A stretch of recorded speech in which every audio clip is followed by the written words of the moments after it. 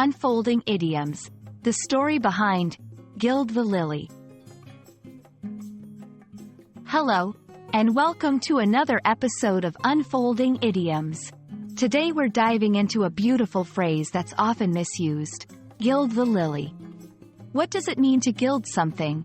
And why would anyone gild a lily? Let's find out and make sure you'll never misuse this phrase again.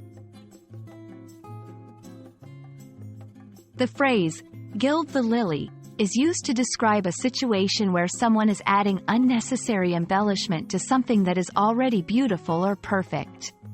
The original expression comes from Shakespeare's play King John, to gild refined gold, to paint the lily as wasteful and ridiculous excess. It's like adding icing to a cake that's already iced.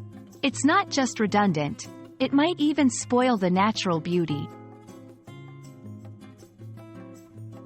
Interestingly, the common usage, gild the lily, is actually a misquotation.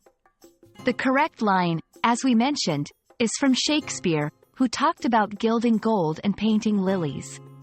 Over time, the phrase was shortened and slightly altered to the version we know today. It's a classic example of how language evolves and idioms take on a life of their own. Now that you know what it means and where it comes from, let's talk about using the idiom in context. You might say, adding a filter to that photo would just gild the lily. It's best used when you want to caution against overdoing something that's already fine as it is. A picture is worth 1,000 words, and idioms are visual in nature. Imagine a golden frame around a stunning painting. The frame is fine, but then someone decides to add diamonds to it. The diamonds are like gilding the lily, unnecessary and possibly distracting from the beauty of the art itself.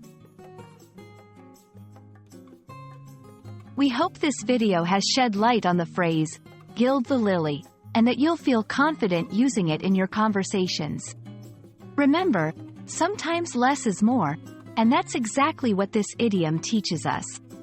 Thanks for watching, and don't forget to like and subscribe for more idiom explorations.